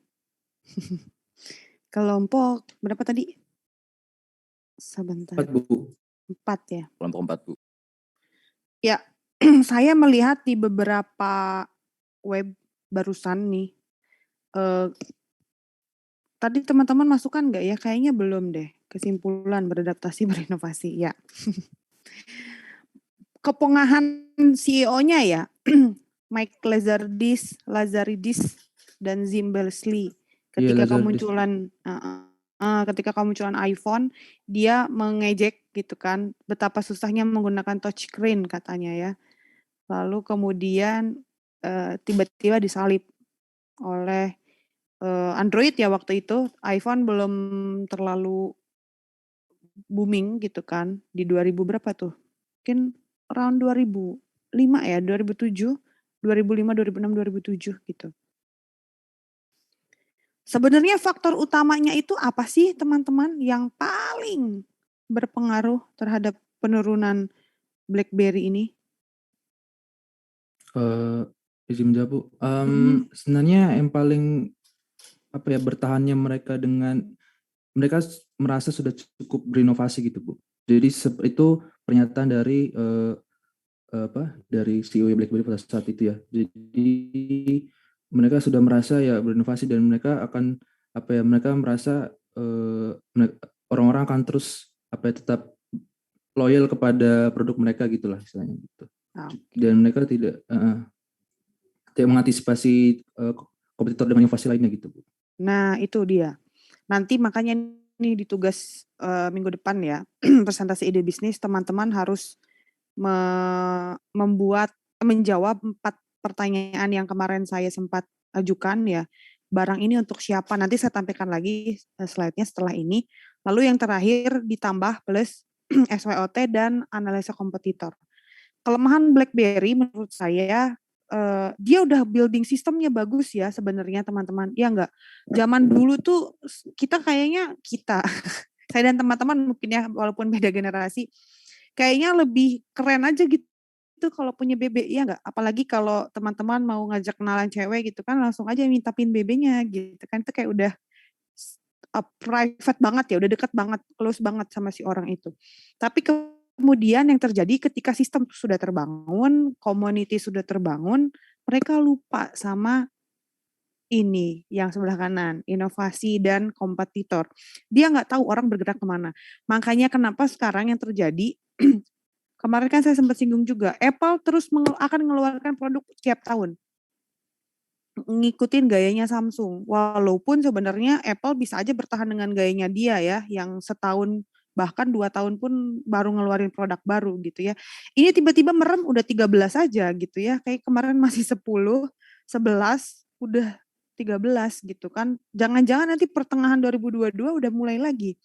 Ada 14 gitu kan yang mulai muncul gitu. Artinya apa? ternyata combine blue market dan red market itu sekarang zaman ini itu bekerja. Jadi tidak hanya selalu ketika di perusahaan teknologi kita meng-create market. Tadi BlackBerry buktinya sudah berhasil meng-create market, sistem sudah ada, tapi kemudian tidak mau analisa tren, tidak mau mempertimbangkan manusia sekarang di zaman ini tuh lebih prefer kemana sih gitu. Karena dia merasa sudah membangun sistem. Nah, Apple atau Samsung pun Android ya, yang salah satu yang merajai Android kan Samsung. Apple dan Samsung kalau dua-duanya merasa kayak gitu, dua-duanya akan hilang gitu. Mungkin digantikan yang baru. Huawei ya yang cukup menjanjikan untuk melawan mereka kan. Kemarin di peluncuran berapa 20-nya Huawei yang sampai ngantrinya juga kayak 13 Pro Max itu. Harga dan desain dan fitur kamera terutama ya yang dibangun sama berapa sih saya lupa serinya teman-teman. Nah, itulah kalau di bidang teknologi berarti kayaknya ya saya bisa tarik kesimpulan combine dari red sama blue market itu harus jalan. Karena kalau cuma meng-create sistem memasukkan bikin komunitas aja nggak bisa ternyata. Contohnya ya BlackBerry ini, terus kemudian contohnya ya Samsung sama Apple tadi. Samsung juga dipaksa terus ngikutin Apple kan. Dia bikin kamera 3 tapi panjang ke bawah. Apple kameranya sesuai kameranya dia, tapi dia terus produksi setiap tahun. Itu kan gayanya Samsung ya. Tiba-tiba merem udah S21 sekarang ya, Galaxy yang paling baru. Iya toh, 21 bener yang paling baru banget. 22.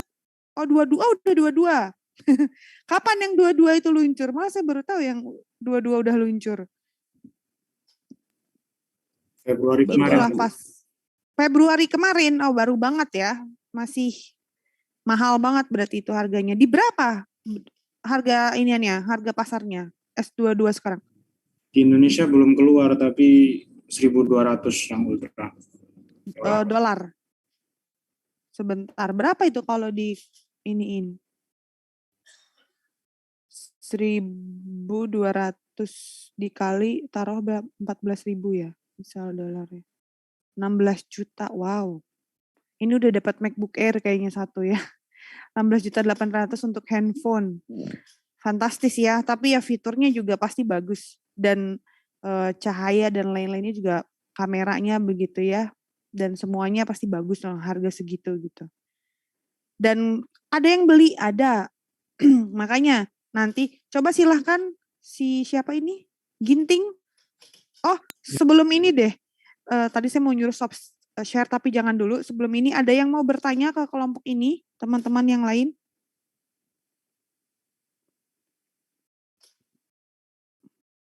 Nggak ada, karena takut ditanya nanti pas kalian present. Oke, silakan stop share. Ginting. Nah, sebentar saya mau share screen dulu. Mana dia? Dunia hari ini adalah dunia ketidakpastian, teman-teman. Makanya sebentar. Mana ya? Nah ini.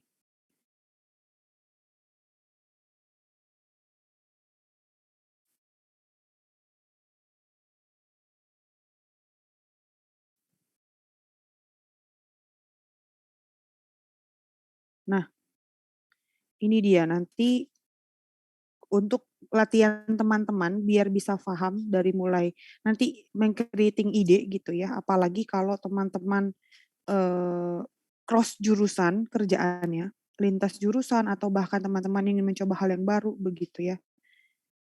Ini teman-teman harus menjawab 4 pertanyaan ini nanti setiap kelompok gitu ya.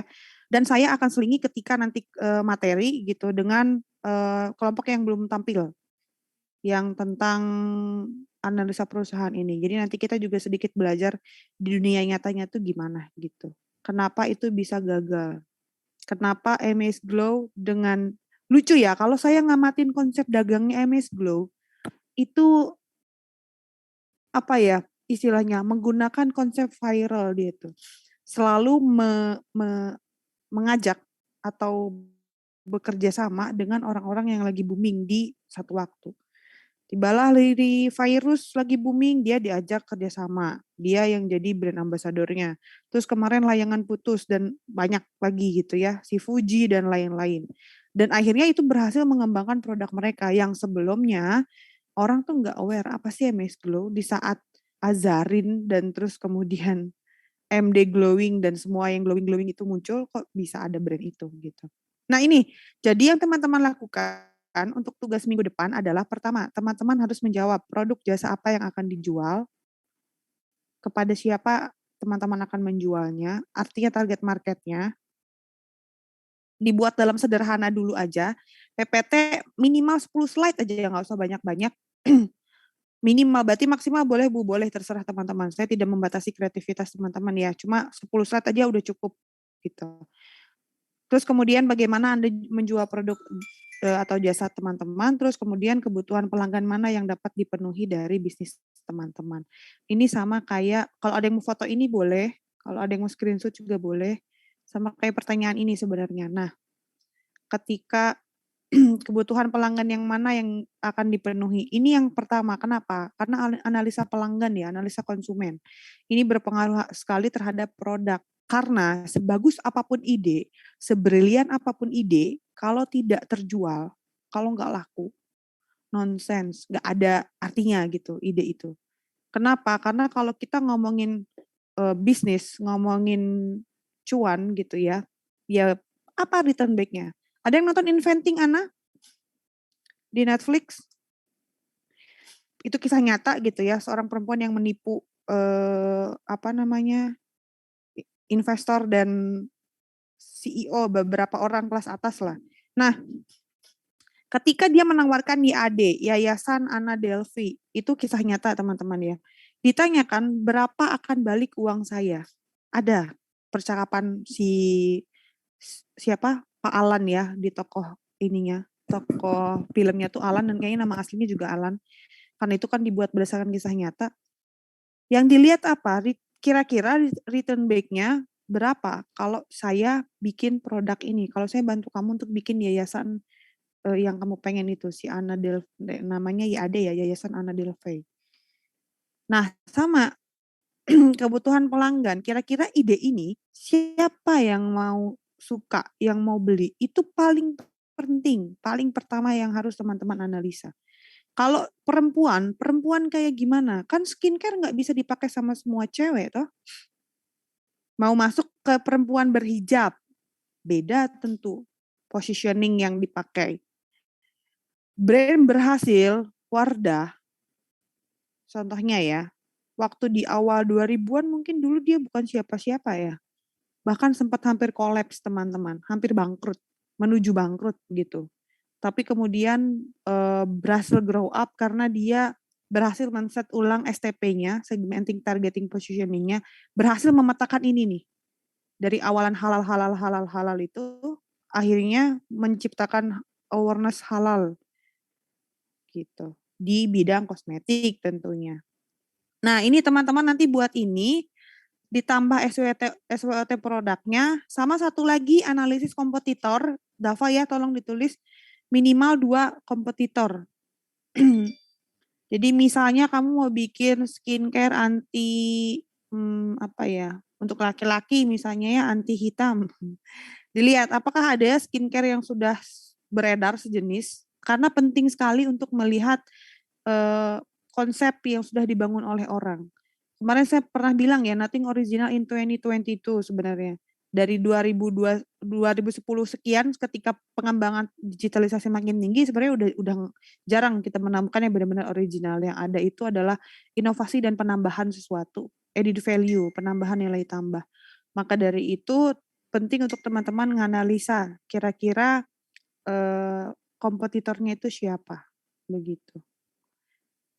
Dan sudah sejauh mana, apa beda produk teman-teman dengan kompetitor. Gitu ya. Tadi Nike, pasti dia, orang-orang Nike sibuk dengan menganalisis Adidas, Jordan, apalagi Puma. Setiap month gitu ya, ada meeting untuk membahas itu. Di mana kompetitor sekarang?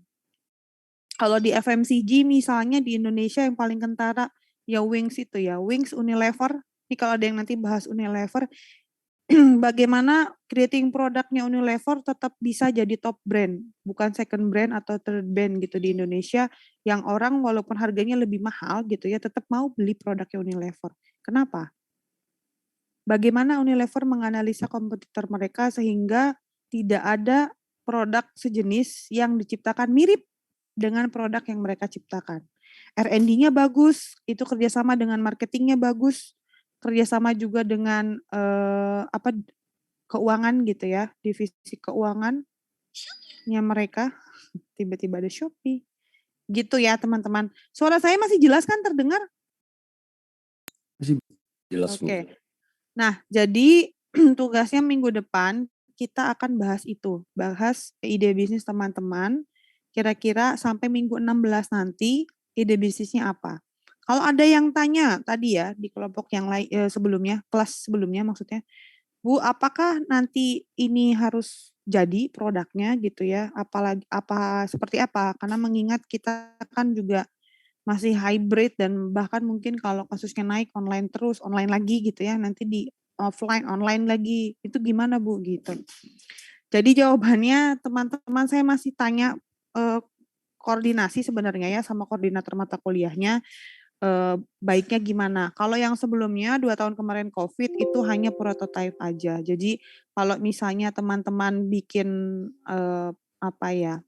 sensor misalnya ya, jadi ada satu orang yang buat, nanti difoto prosesnya begitu, terus kemudian divideokan gitu. Enggak satu orang sih ya, kelompoknya gitu kan, tapi ada dibagi-bagi gitu. Kalau dia web bentuknya prototipe, kalau dia aplikasi bentuknya prototipe, yang jelas barangnya harus terlihat gitu ya, secara kasat mata begitu. Kalau aplikasi ya berarti ada prototipe aplikasinya begitu.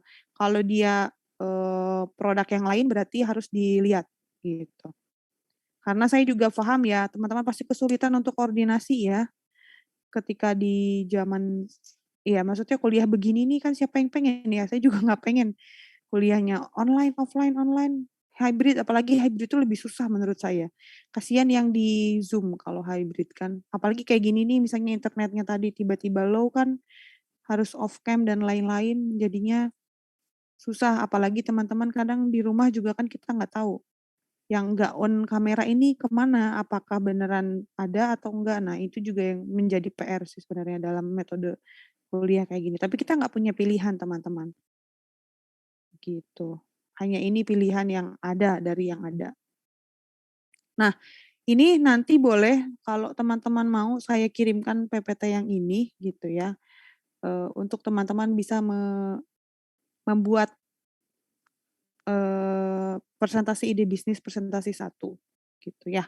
Nggak usah yang ribet yang mikirin yang gimana-gimana begitu ya, karena nanti akan lebih challenging-nya ketika di presentasi 2 dan 3 itu masih ada beberapa minggu, nanti saya ada masuk materi lagi gitu ya.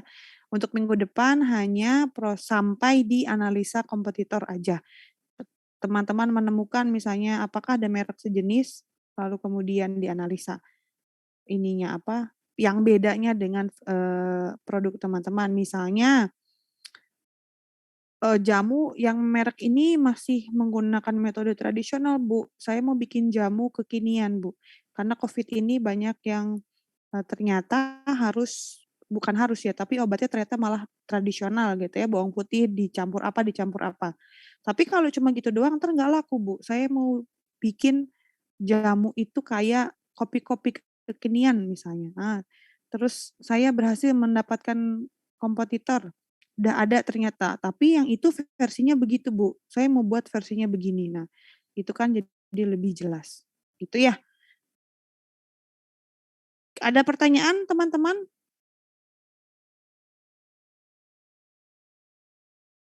Saya, Bu. Oke, silakan. Mengenai SWOT ini, Bu. Jadi kalau yang saya paham itu ada beberapa metode ya dalam menentukan SWOT ini ya, Bu ya. Dari Bu Desi sendiri, apakah ada ketentuan atau bebas aja ya untuk menentukan SWOT ini?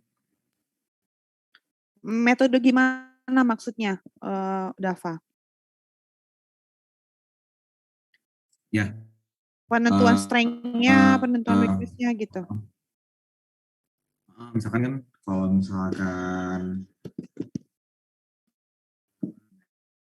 boleh kalau Dava mau pakai teori gitu ya. 4E1. Boleh. Boleh mau seperti itu boleh, mau kayak gini boleh gitu ya. Yang penting ada proses pengklasifikasian SWOT-nya begitu.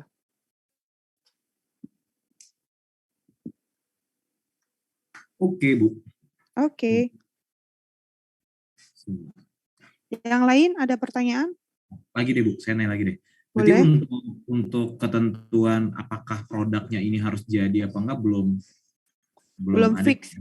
Ya, karena kalau kuliahnya offline harusnya nanti di akhir semester itu ada semacam perlombaan antar kelas gitu ya untuk dapat golden ticket. Biasanya nanti masuk ke dalam apa namanya? Kayak didanai gitu loh. Jadi ada kerjasama ITS dengan perusahaan gitu ya untuk bikin camp 5 terbaik dari setiap kelas, 5 kelompok terbaik dari setiap kelas, nanti dilombain lagi se-ITS, nanti dari satu ITS dipilih berapa puluh kelompok yang akan didanai, dibuatkan camp dan didanai gitu.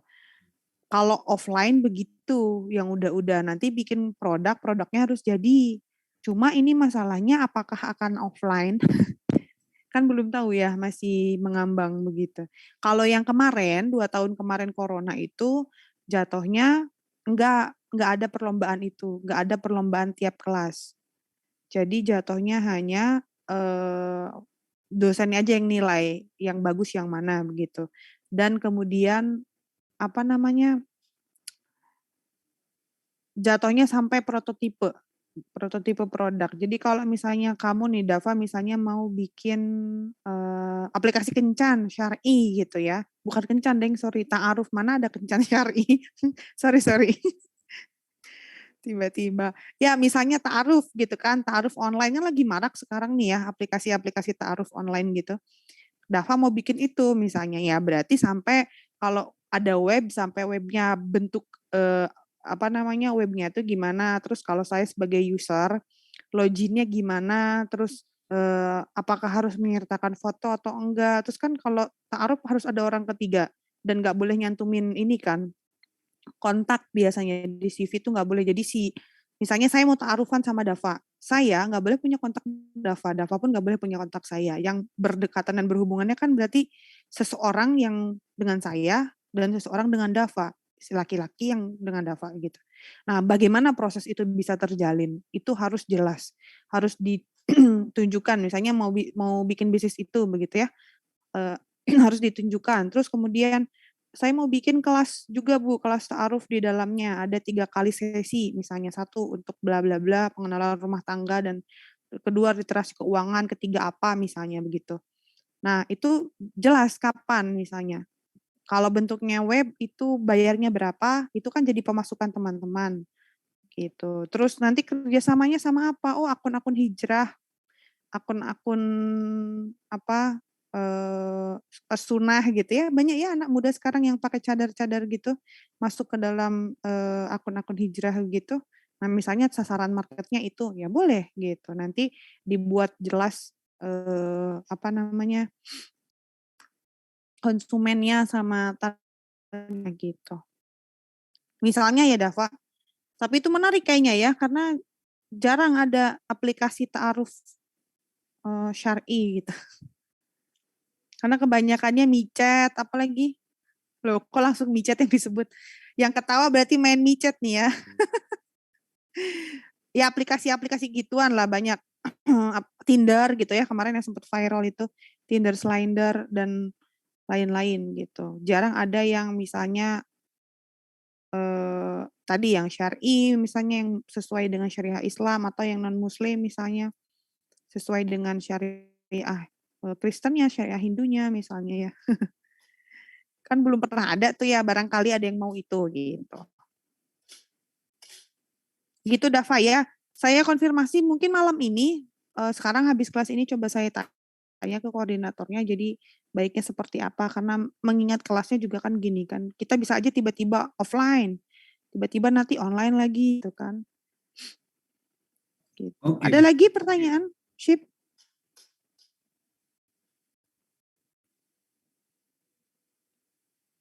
Nggak ada? Oke, kalau nggak ada, terima kasih banyak teman-teman.